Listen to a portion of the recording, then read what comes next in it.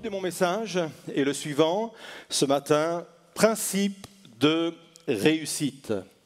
Je suis bien conscient qu'avec un tel sujet, un tel titre, je suis sur le fil du rasoir et qu'il va falloir être très équilibré bibliquement pour ne pas glisser tout doucement vers ce que l'on appelle la théologie de la prospérité. Mais ce n'est pas parce qu'il y a parfois des excès dans certains enseignements qu'il ne faut pas revenir sur des principes qui existent véritablement dans la parole de Dieu. Et j'aimerais le proclamer ce matin, j'aimerais vous le dire, Dieu veut ma réussite. Dieu veut ta réussite. Et n'ayez pas peur d'entendre ce type d'affirmation parce que c'est parfaitement biblique.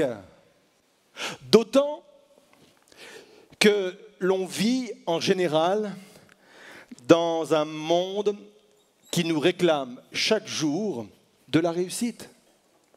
La réussite vient nous chercher d'une façon latente, mais également permanente dans chacune de nos activités.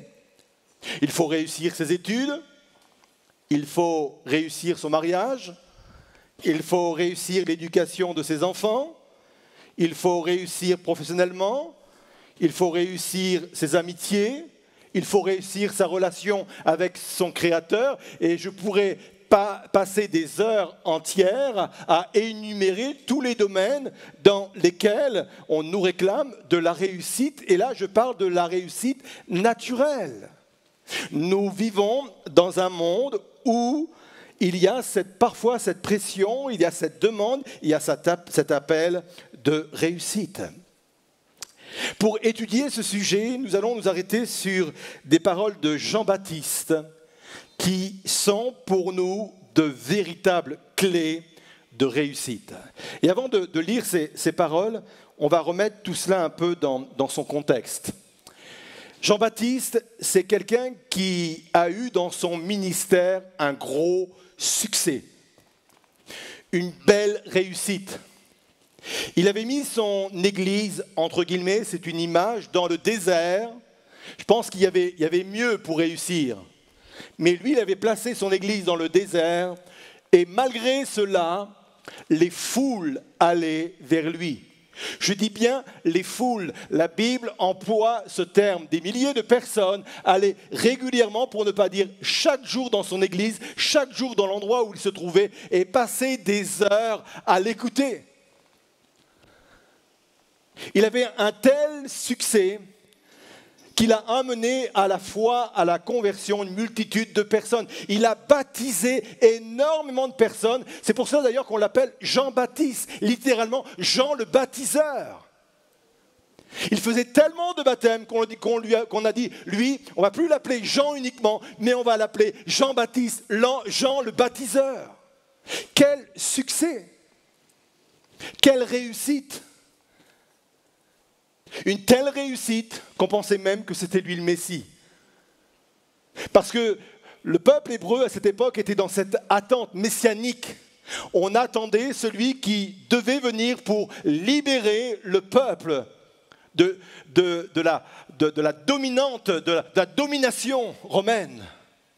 Et on se disait, certainement que lui, il a quelque chose à voir avec le Messie.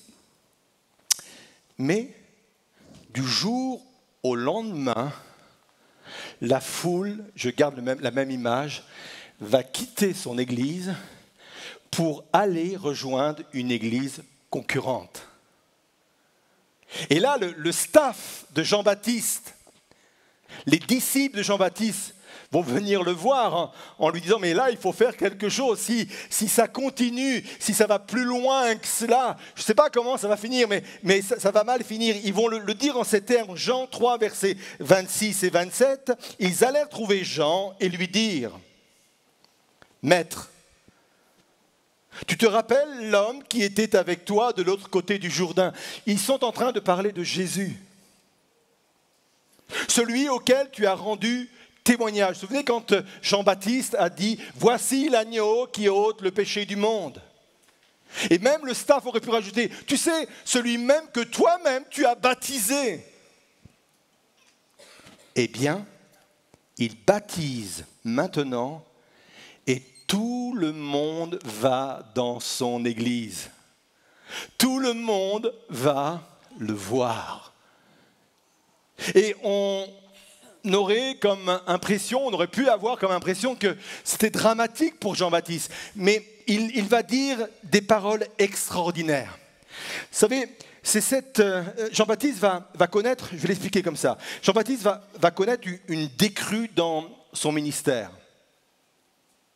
Et il y a des décrues dans nos vies qui sont importantes parce que certaines décrues dans nos vies laissent apparaître des principes qu'il faut saisir et mettre en avant. Ça fait penser un peu, vous savez, à la mer quand elle se retire et elle laisse sur la plage des signes un peu ondulés, des structures, des sculptures un peu ondulées. Et c'est beau, parfois on a l'impression que c'est comme des lettres. Eh bien, quand nous sommes dans une décrue, il faut savoir lire aussi le message que Dieu nous laisse. Et Jean-Baptiste est en train de découvrir le message que Dieu lui laisse au travers de cette décrue.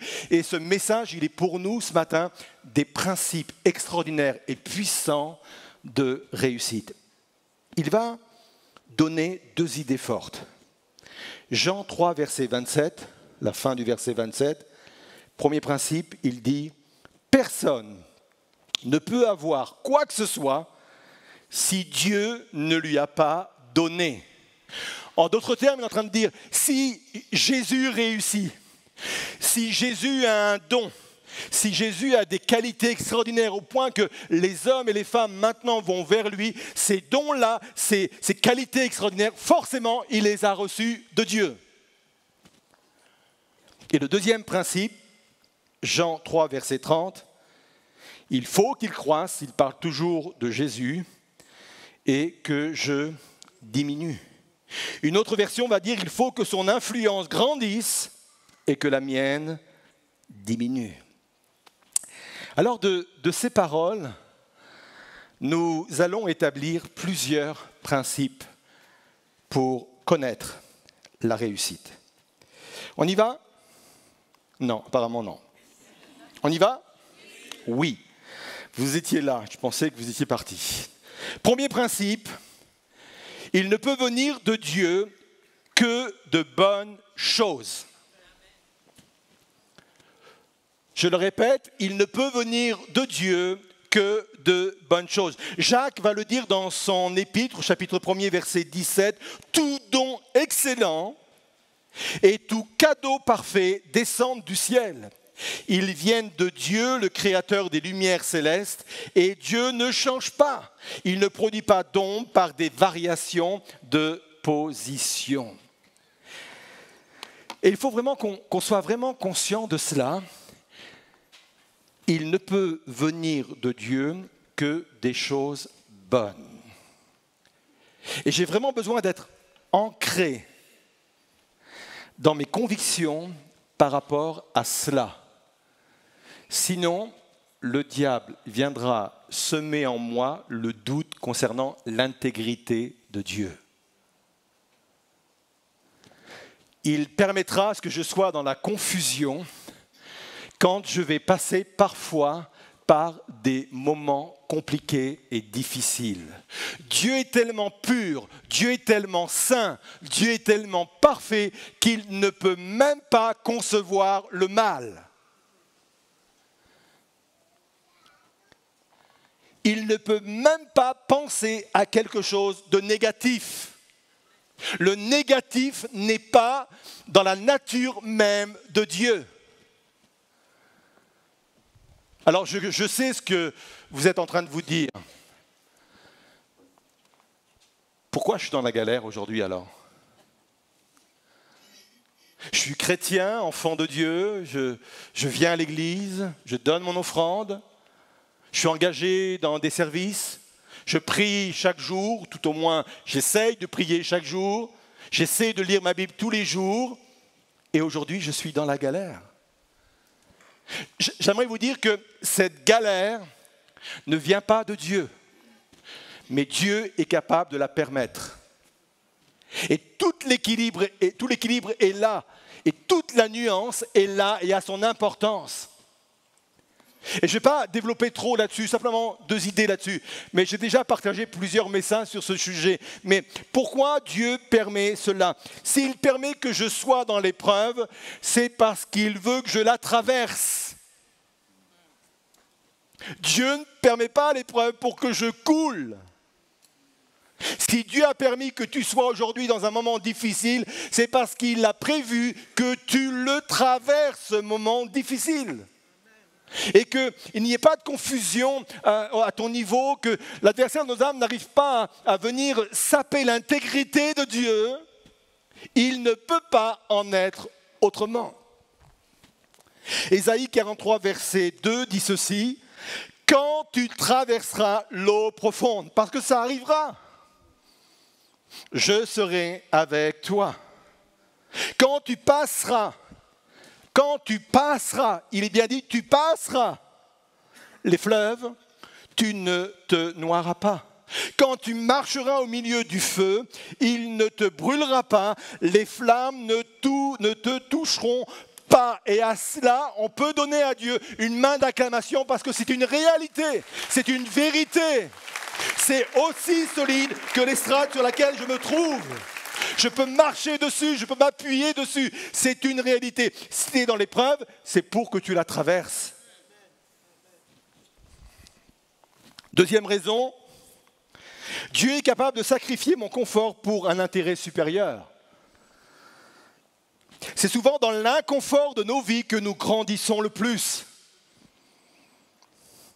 C'est dans l'inconfort de nos vies très souvent que nous recevons le plus. Souvenez-vous de cette parole de l'apôtre Paul, quand il va prier à 3 reprises pour que Dieu lui retire cette épreuve qu'il qualifie d'écharpe dans sa chair. Et comme seule réponse qu'il va recevoir, c'est « ma grâce te suffit ». Et bien souvent, on passe très rapidement sur ce type de réponse. En fin de compte, Dieu est en train de dire « mais l'écharpe que tu as dans ta chair aujourd'hui est une opportunité extraordinaire pour que tu vives et que tu reçoives dans ta vie d'une façon quotidienne une grâce comme tu n'as jamais reçue ». Et c'est la grâce qui nous fait grandir. Et c'est la grâce qui nous permet de marcher de l'avant. C'est la grâce qui nous permet de connaître peut-être des révélations profondes.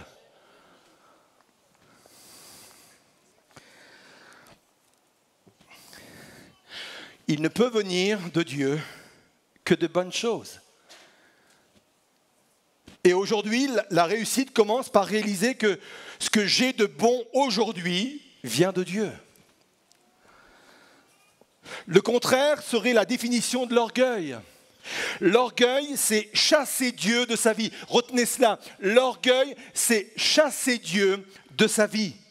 C'est affirmer que Dieu n'a rien à voir avec ce que je suis. C'est affirmer que Dieu n'a rien à voir avec les dons et les capacités que j'ai reçus. Même si ces dons et ces capacités, je les ai reçus à ma naissance.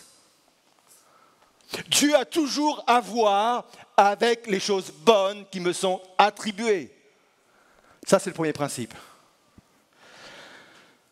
J'en ai 19. Non, respirez. J'en ai beaucoup moins. Mais plus que 3 cette fois-ci. Deuxièmement, et là, on va toucher quelque chose de profond. Je reçois ce que je donne à Dieu. Et là, vous allez me dire, mais il y a contradiction là. Puisque tout vient de Dieu, et vous êtes en train de me dire que je reçois ce que je donne à Dieu. On y va ? 1 Chroniques 29, versets 11 à 14. Je connaissais ce passage, mais je l'ai découvert sous un autre angle qui vous ouvre des portes de révélation extraordinaires. Moi, je trouve que c'est extraordinaire. On prend le temps de lire les 3 versets. Il est dit ceci: « À toi, l'Éternel, appartient la grandeur, la puissance et la magnificence, et la gloire et la majesté. Car tout ce qui est dans le ciel et sur la terre est à toi. Éternel, c'est à toi qu'appartient le règne. Tu es le souverain au-dessus de tout être. C'est de toi que viennent la richesse et la gloire. Tu domines sur tout et dans ta main résident la force et la puissance. Tu détiens le pouvoir d'élever qui tu veux et de le rendre fort. C'est pourquoi notre Dieu, nous te louons, nous célébrons ta gloire, car qui donc suis-je et qui donc est mon peuple pour avoir les moyens de t'offrir de tels dons? Et pourtant, il est dit, tout cela vient de toi, c'est de ta main même que nous avons reçu ce que nous te donnons. On va rester sur ce mystère, c'est de ta main même que nous avons reçu ce que nous te donnons. Écoutez bien ceci. C'est quand je suis capable de lui donner gloire, de lui donner reconnaissance, de lui donner adoration pour tout ce qu'il me donne, pour tout ce qu'il fait en moi, que Dieu me le restitue entre mes mains. Je veux qu'on soit clair sur la compréhension de cette chose. Je reçois tout de Dieu, ce texte vient me le confirmer, toutes les bonnes choses, je les reçois de Dieu, ils sont en ma possession, mais une fois que je les ai, je les donne à nouveau à Dieu sous forme de louange, d'adoration, de gloire, et c'est une fois que lui a reçu cela en forme de gloire et d'adoration qu'il me le redonne à nouveau. Mais j'aimerais dire, ce n'est pas le même don initial. Ce n'est pas le même cadeau initial. Et là, il y a deux idées puissantes. Quand nous savons remercier Dieu pour ce qu'il nous donne, il nous le rend pour que nous puissions véritablement en profiter. Combien de personnes ont des richesses sur Terre? Et quand je parle de richesse, je ne parle pas forcément de richesse matérielle. Combien de personnes ont des richesses et on voit, ils n'en profitent absolument pas. Ils sont toujours autant insatisfaits, ils sont toujours autant stressés, ils sont toujours dans un état d'inconfort et pourtant, ils ont reçu des dons et des talents. Pour la simple raison, c'est que ces talents qu'ils ont reçus n'ont pas fait d'aller-retour entre le ciel et la terre. Je les reçois, et là c'est une parole et un principe puissant, je les reçois, je les restitue à Dieu par l'adoration et par la louange en disant « Merci Seigneur pour ce que tu me donnes », il me le restitue, et là je peux réellement en profiter. Vous saisissez? Alléluia. C'est important. Et non seulement il me les restitue, mais il me les restitue multipliés. J'ai déjà développé ce principe, mais je vais le répéter parce qu'il est important. Quand Jésus a fait la multiplication des pains et des poissons, il avait quelque chose qui n'était pas satisfaisant. Qu'est-ce que quelques pains et quelques poissons pour nourrir des milliers de personnes? Et pourtant, il l'avait reçu de la main de son Père, même si Dieu s'est servi d'un enfant pour cela. Il les a reçus de la main de son Père. Et c'est à partir du moment où il a levé ces éléments-là vers le ciel, vers Dieu. La Bible nous dit que son regard était dirigé vers son Père. Il a commencé à remercier, il a commencé à faire remonter vers le ciel ce qu'il venait de recevoir. Et au fur et à mesure qu'il faisait cela, le pain s'est multiplié. Et le poisson s'est multiplié. Peut-être que tu te dis, ce que j'ai reçu de Dieu n'est pas encore à la hauteur de mes attentes. C'est possible. Peut-être que ton job n'est pas à la hauteur de tes attentes. Peut-être que l'appartement dans lequel ou la maison dans laquelle tu vis n'est pas à la hauteur de tes attentes. Peut-être que tes relations ne sont pas à la hauteur de tes attentes. Mais commence à remercier Dieu pour ce que tu as aujourd'hui. Et si tu commences à élever, à faire cet aller-retour entre le ciel et la terre, Seigneur, je te restitue ce que tu m'as donné. Je te remercie pour ce que tu m'as donné, Seigneur. Principe de multiplication.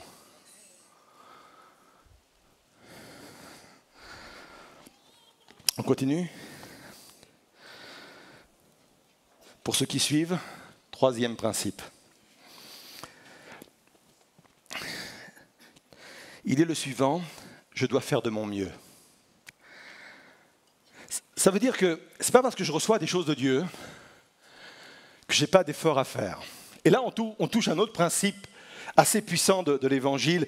Et j'aime 1 Timothée 6,12, mais une version qu'on n'a pas l'habitude de lire, c'est une version anglophone, Good News Bible. C'est une version qui date des années 60 et elle dit ceci, 1 Timothée 6, verset 12, « Faites de votre mieux j'aime.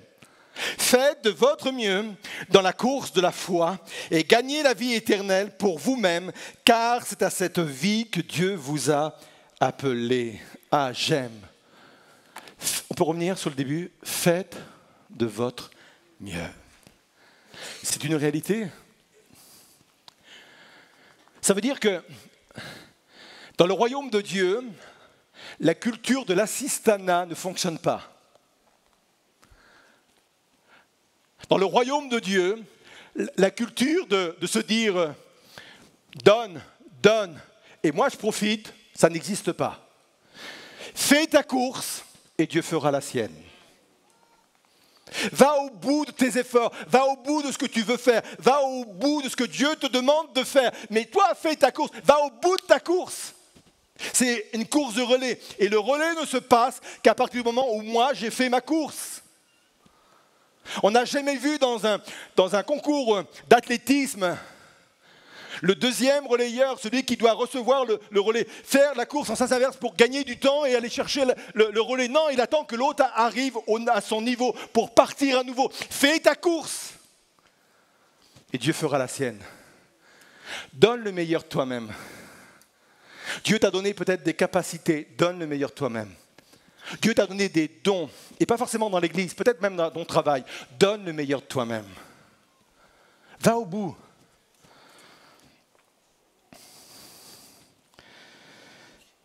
Quatrième principe, principe de réussite, le succès se partage. La réussite se partage. Et je vais prendre un exemple, c'est celui de David, qui, à un moment donné, est parti à l'extérieur de son village. Il a laissé au village les femmes et les enfants. Ils sont 600 hommes, une équipe qui est à sa charge, une équipe qui est derrière lui. Ils vont mener un combat, ils reviennent, et quand ils reviennent, ils voient au loin la fumée monter du village. Et quand ils arrivent, les femmes ne sont plus là et les enfants ne sont plus là. Les Amalécites sont passés par là. Ils reprennent courage et ils vont aller récupérer ce que l'ennemi leur a volé. Et ils partent à 600. Ils ont déjà parcouru pas mal de kilomètres avant d'arriver au village, quand ils ont vu le village en feu, parce qu'ils étaient déjà partis pour une bataille. Ils sont déjà fatigués, mais devant l'ampleur de la situation, devant le désir de retrouver leur propre famille, ils repartent tout à nouveau. Et normal, ça fait des dégâts. Ils vont arriver à un endroit qui s'appelle le torrent de Bézor, et à ce moment-là, 200 hommes sur les 600 sont complètement épuisés et ne peuvent pas poursuivre. Incapables même de traverser le torrent. Et David dit, avec les 400 autres qui sont encore en forme, on va aller à la conquête des Amalécites parce qu'on veut reprendre ce qu'ils nous ont volé. Et Dieu leur donne du succès.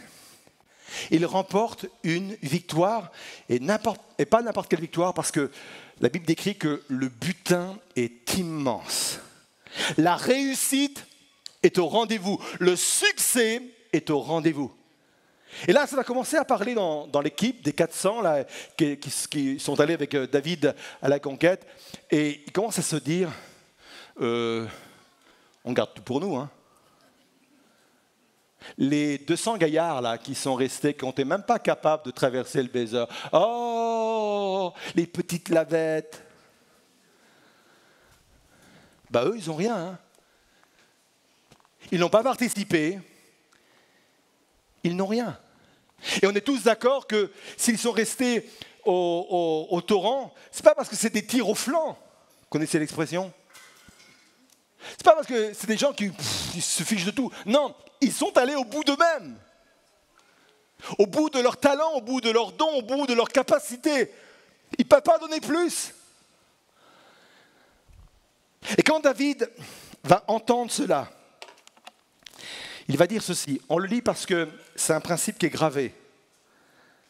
1 Samuel 30, versets 23 à 25. Mais David dit, mes amis, n'agissez pas ainsi avec ce que l'Éternel nous a donné, encore une fois. Ce butin-là, c'est Dieu qui nous l'a donné. On a fait notre part, mais Dieu nous l'a donné. Il nous a gardés. Il nous a donné la victoire sur la bande des pillards qui nous avaient attaqués.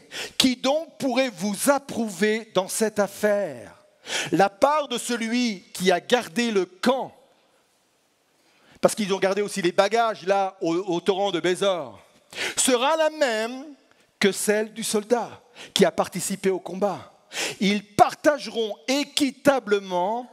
De fait, à partir de ce jour, écoutez bien ceci, cette manière d'agir fut érigée comme loi et règle en Israël.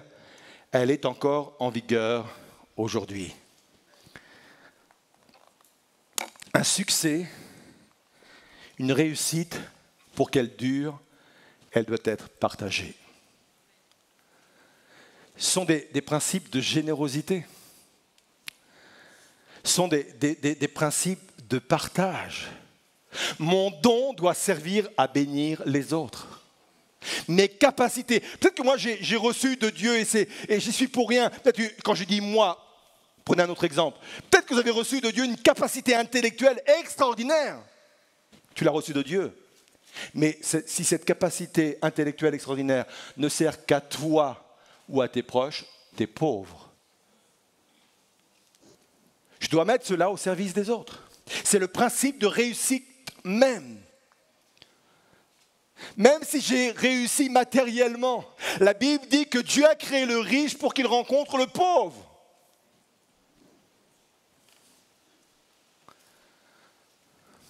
Celui qui garde s'appauvrit. C'est un principe, je veux vous dire. Celui qui donne s'enrichit. Et il y a un pas de foi. Celui qui garde s'appauvrit. Celui qui voulait dans les évangiles garder sa récolte et il en avait déjà pas mal, mais il se disait en lui-même, oh là, il faut que je construise encore d'autres greniers pour engranger. Il se disait, il m'en faut encore plus et encore plus. Il est mort le soir même. Et l'évangile dit, mais c'est pour qui tout ça maintenant? Je m'appauvris. Principe de réussite, le succès se partage. Et je vais terminer par un dernier principe de réussite. Ce principe de réussite est un appel à donner à Dieu le contrôle de ma vie. Et c'est cette autre parole aussi puissante de Jean-Baptiste, quand il va le dire au verset 30, il faut qu'il croisse et que je diminue. Dans cette décrue de mon ministère où la foule est allée vers Jésus, je comprends cette réalité que la réussite est dans le fait que Dieu doit grandir en moi, son influence doit grandir en moi et moi je dois diminuer. Alors je sais, ce n'est pas un message très à la mode. Je sais que c'est un message qui fait peur. Parce qu'on craint de perdre sa liberté. Et Dieu sait si la liberté nous est chère. J'aimerais vous dire que chaque jour, même si je revendique ma liberté, chaque jour je suis contrôlé par quelque chose. Je peux être contrôlé par mon ego. Je peux être contrôlé par les attentes des autres. Je peux être contrôlé par la peur, la culpabilité. Je peux être contrôlé par le ressentiment, l'amertume. Je peux même être contrôlé par une habitude, pour ne pas dire une addiction. Alors, je vais le dire très gentiment. Ça me fait rire quand on revendique le droit à la liberté.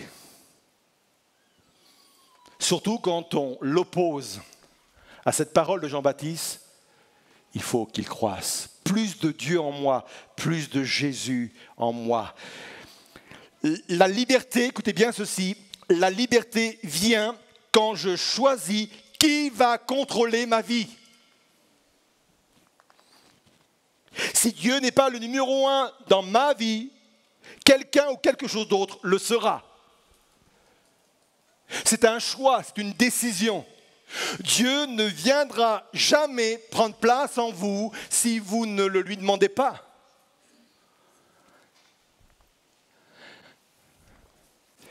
ça parle d'abandon. Ça parle de dire, Seigneur, prends de plus en plus de place en moi. Et voyez-vous, je n'ai pas à faire d'efforts pour diminuer. Parce que c'est un système de vase communicant. Plus Dieu grandit en moi naturellement, plus je diminue. Donc je n'ai pas à me concentrer sur moi-même en disant, il faut que je diminue. On n'y arrive jamais, on se connaît. Hein. L'ego, il est là. Hein. Même chez Daniel Potier, il est là. Et si je commence à m'attaquer à mon ego, je ne fais pas le poids. Donc je ne vais pas me concentrer sur le fait de diminuer. Je me concentre sur le fait, Seigneur, plus de toi en moi. Grandis en moi, prends ta place en moi, Seigneur. Et plus il prendra sa place, plus je vais diminuer. Et là, on touche à un autre paradoxe des évangiles, c'est que plus Dieu grandit en moi, plus je suis gagnant. Ça fait partie du paradoxe, d'un des paradoxes de l'évangile.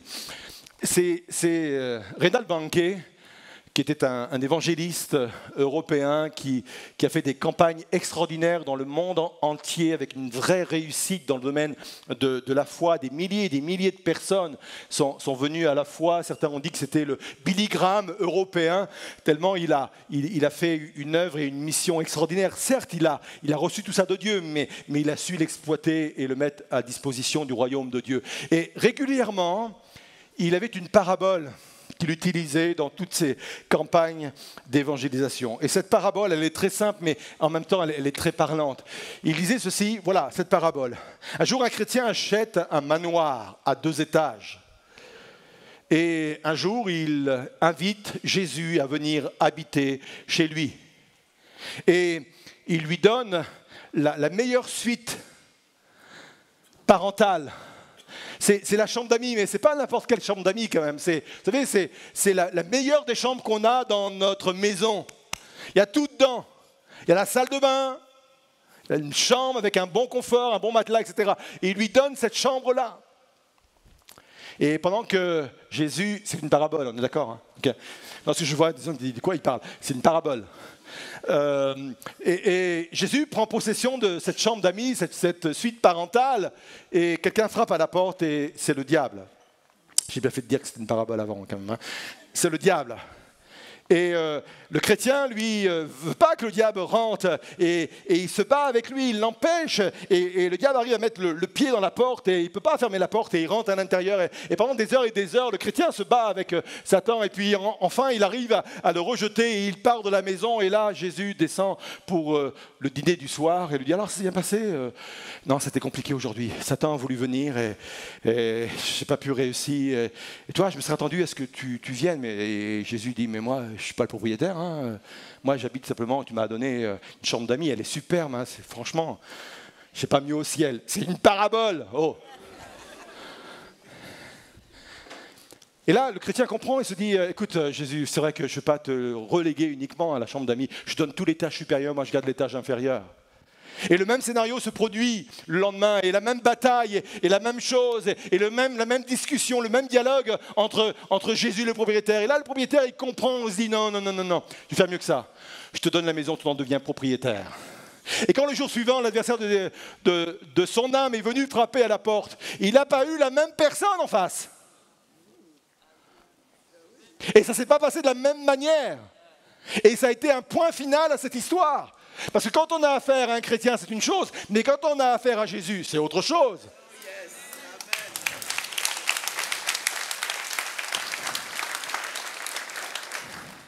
Alors oui, Jésus est devenu propriétaire, mais c'est le chrétien qui a été gagnant.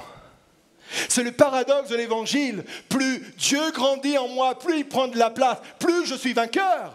Plus j'ai de la réussite, plus j'ai du succès, parce que tout cela vient de Dieu, de mon abandon à Dieu. Et ça vient contrebalancer cette théologie qui fait de l'homme un demi-dieu.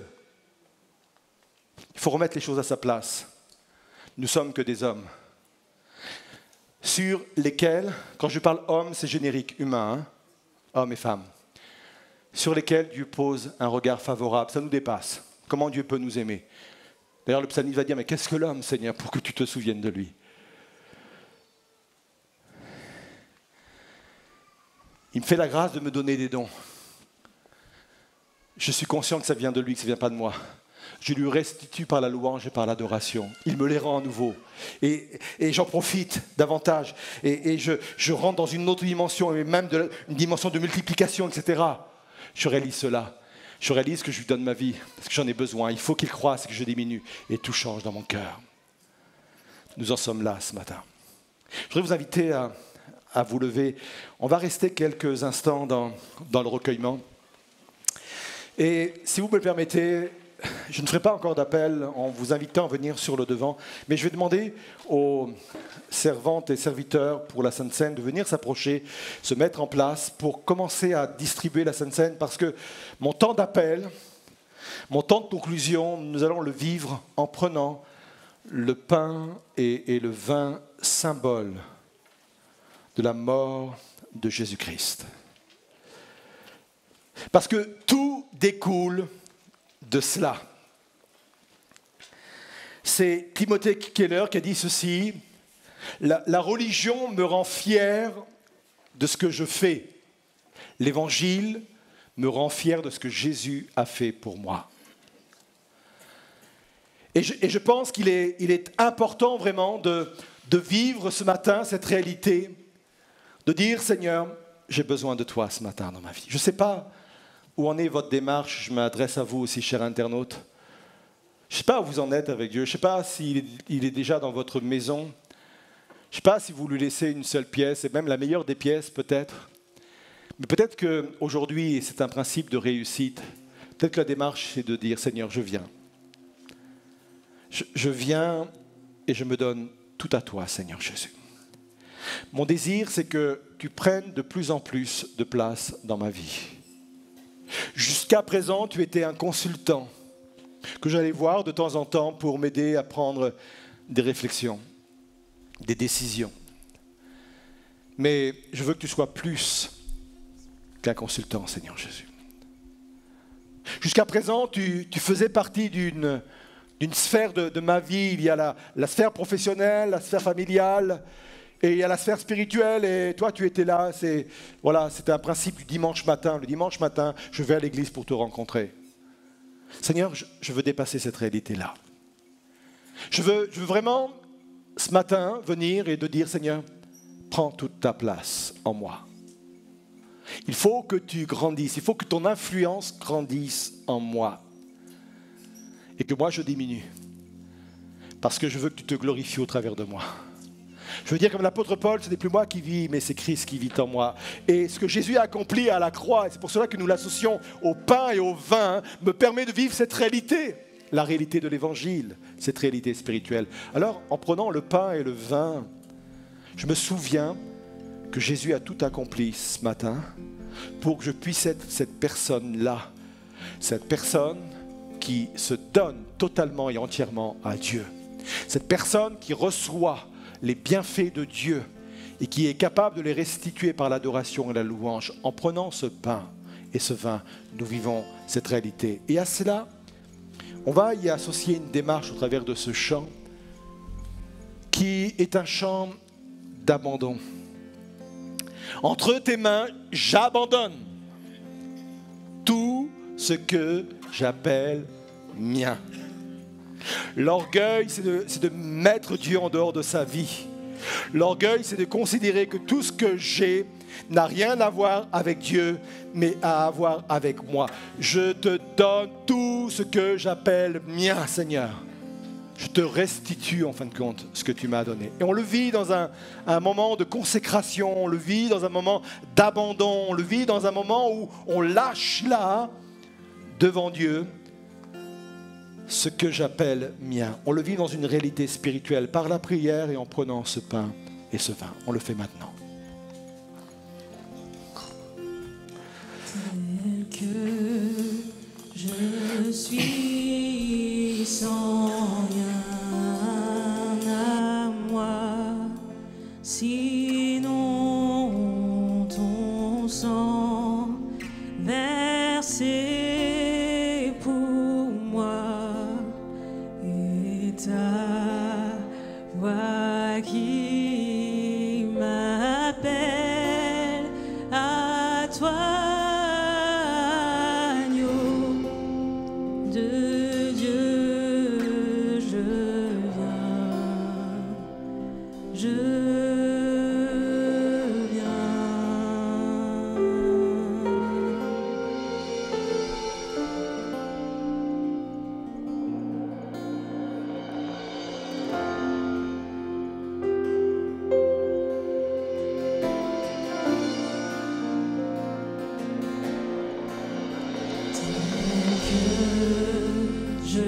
suis bien vacillant en croix au doute à chaque instant, plutôt dehors, craintot dedans,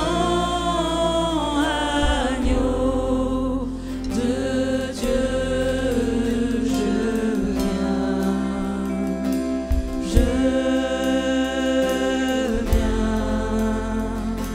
On déclare ensemble, je m'abandonne. Je m'abandonne, je crois en toi. Tu me pardonnes, tu me reçois.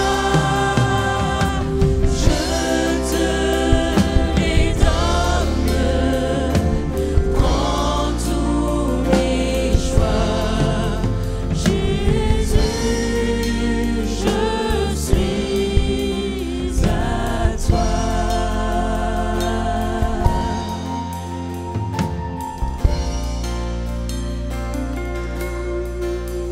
Tel que je suis, ton cœur est prêt à prendre le mien tel qu'il est, pour tout changer, sauveur parfait,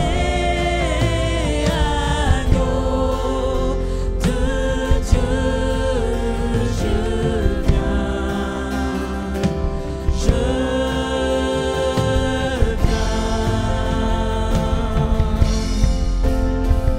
Oh, je m'abandonne,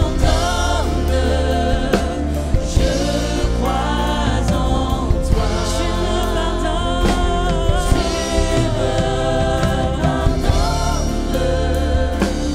tu me reçois. Je te les donne, prends tous mes choix. Jésus, je suis à toi. Jésus, je suis à toi. On va rester dans le recueillement quelques instants et je voudrais m'associer à la prière peut-être de quelques-uns au milieu de nous ce matin. Nous qui sommes dans cette démarche de nous dire, Seigneur, je veux vivre maintenant une étape dans ma vie spirituelle. Je veux franchir un cap. Et je comprends que ce cap passe par un plus grand abandon de ma vie. J'aimerais vous dire que la Bible dit que Dieu regarde du haut de son ciel s'il y a quelqu'un qui le cherche. Et cette démarche de dire « je veux plus de toi dans ma vie » est associée au regard de Dieu à une recherche. Et s'il scrute ainsi la terre, c'est parce qu'il veut y répondre immédiatement. Il veut qu'il s'ensuive des choses extraordinaires, divines, des choses qui viennent du ciel. Et je voudrais asseoir par la prière la démarche que plusieurs sont en train de faire ici dans ce lieu ou chez vous, face à votre écran. Seigneur, rien ne t'est caché, Seigneur Jésus, ce matin. Tous les cœurs te sont dévoilés, toutes les motivations, tous les mobiles te sont dévoilés, Seigneur Jésus. Seigneur, tu es venu pour notre réussite. Tu le dis toi-même que tu es venu pour que tes brebis aient la vie. Tu ajoutes même la vie en abondance, Seigneur. Tu ne souhaites pas que nous ayons une vie au rabais, Seigneur, mais tu souhaites que nous ayons une vie d'abondance, Seigneur. Même si cette abondance n'est pas forcément matérielle. Je veux vivre cette réalité, Seigneur, et je veux mettre en place ces principes, Seigneur. Seigneur, que je sois libéré de toute confusion qui remet en question régulièrement ton intégrité, Seigneur. Je veux être libéré de cela. Je veux être libéré, Seigneur Jésus, de cette idée, de cette pensée, Seigneur, que je ne te suis pas redevable, Seigneur. Je veux être libéré. Je veux devenir cet adorateur, Seigneur Jésus, qui régulièrement refait remonter vers le ciel, Seigneur Jésus, ce que toi tu y fais descendre, Seigneur. Le faire remonter par ma reconnaissance, par mon adoration, Seigneur. Je veux être de cela. Je veux être de ceux qui partagent la réussite, le succès avec les autres également, pour être une source de bénédiction pour les autres. Je veux être de ceux, Seigneur, qui s'abandonnent tout à nouveau. Viens sceller dans ce lieu et chez les personnes qui nous regardent ce type d'engagement, Seigneur Jésus. Quand je m'engage, tu t'engages avec moi. Alors oui, Seigneur Jésus, je crois à cette réalité. Et je voudrais qu'on puisse confesser tout à nouveau ensemble. Je m'abandonne au travers de ce chant. Je m'abandonne à toi, Seigneur. Je me livre à toi. Ah, ça, c'est un vrai culte. Le culte, c'est quand je me livre à Dieu. C'est quand je me donne à Dieu. Je vis la réalité de culte.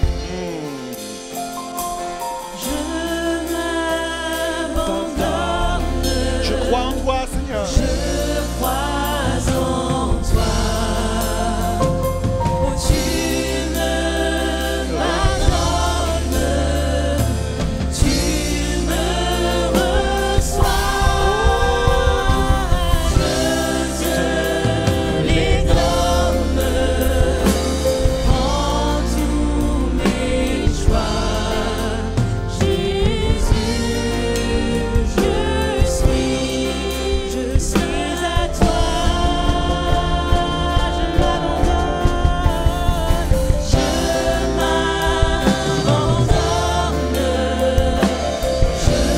crois en toi, tu me pardonnes, tu me reçois,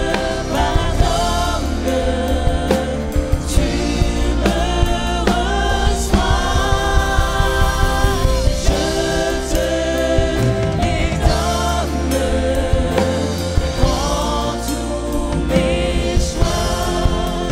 Jésus, je suis à toi. Jésus, je suis à toi. Amen. On peut acclamer cette vérité-là. Je suis à lui.